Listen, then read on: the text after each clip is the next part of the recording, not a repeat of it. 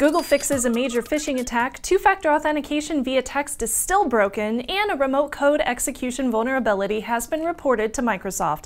All that coming up now on ThreatWire.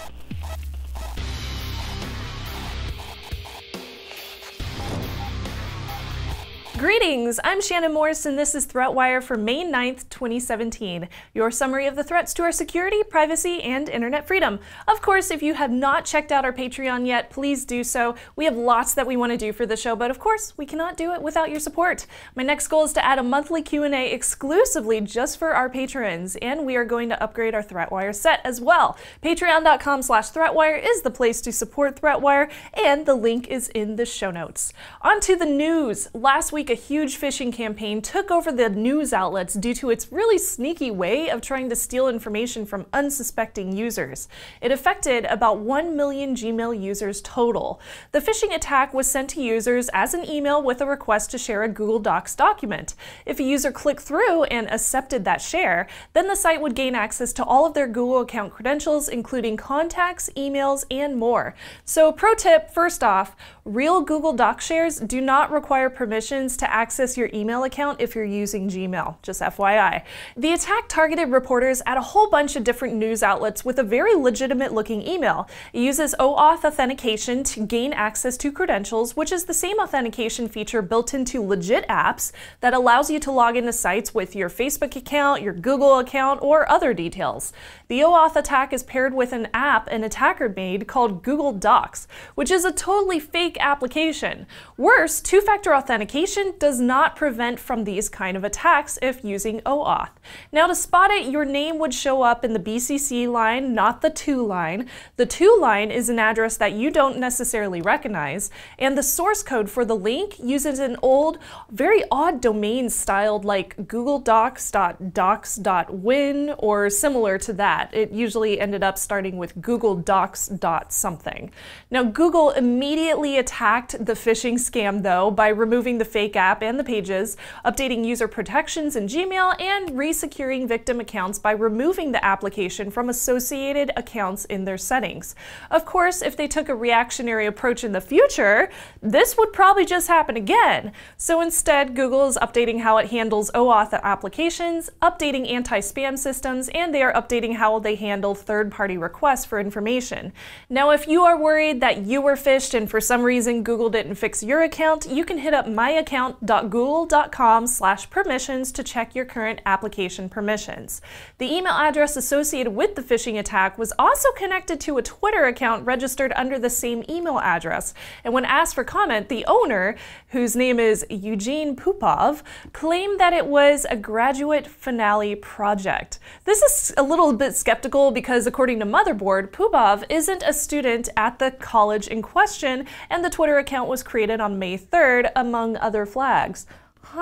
Yeah, I'm skeptical. Either way, the best we can do is to pay attention to what kind of applications we are approving on our accounts, what kind of permissions those applications need every single time we make a new account. Remember, Patreon patrons can send over their story pics for each and every episode. I will choose one for each episode, and I will credit you as well. This week's story pic is from Jeffrey, who shared a link to the Register's story on an exploit in SS7. And no, SS7 is not a smartphone. SS7 stands for Signaling System 7 Protocol, and it's used for sending messages between cell phone networks and carriers. SS7 allows you to call and text other people without issue, but due to a flaw in the protocol that's been known about for a really long time, and it's never been fixed, we are now hearing about the first ever case of hackers using the flaw to steal money from big banks. Now, thieves were able to get access to two-factor authentication codes that are sent over SMS to target phones, which allowed them to log into several online bank accounts and just drain them dry. Since SS7 was created way back in the 80s and it is still used by all sorts of telcos, and the problem affects pretty much everybody, and it has been exploited and researched in closed environments and shared publicly at conventions and talks such as DEF CON, we're kinda screwed. SMS for two-factor has not been a secure way to transfer codes for a very long time.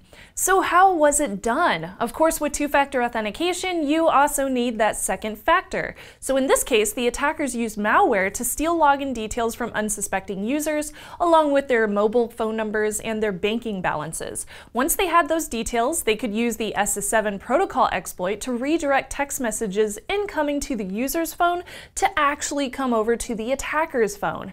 Using the stolen credentials to log into the user's account, then the two-factor authentication code that was sent to the attacker, they could move money in a transaction and the attacker was able to steal cash straight from the accounts. A replacement protocol is in the works for 5G networks called Diameter Protocol, but that also has security holes.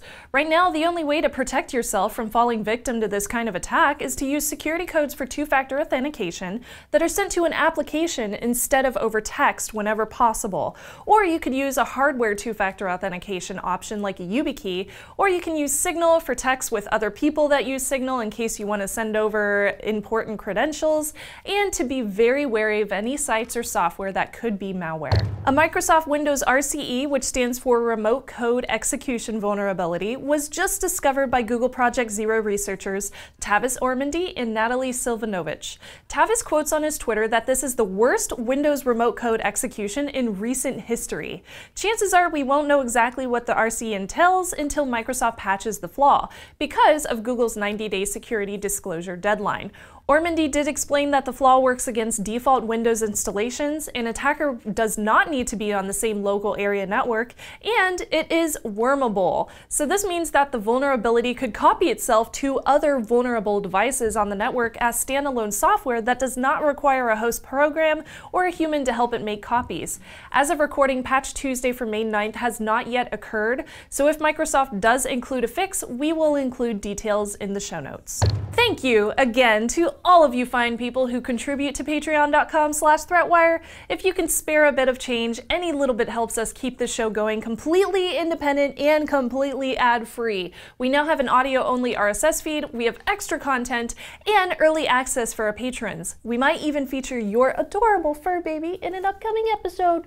So please do send them in. I love seeing your pictures. Of course, if you cannot donate, hit the subscribe button or share this episode on your favorite social media page, and definitely hit the like button too. It totally helps us out. Use the hashtag ThreatWire so we can see it and we may even retweet you. With that, I'm Shannon Morse. I will see you on the internet.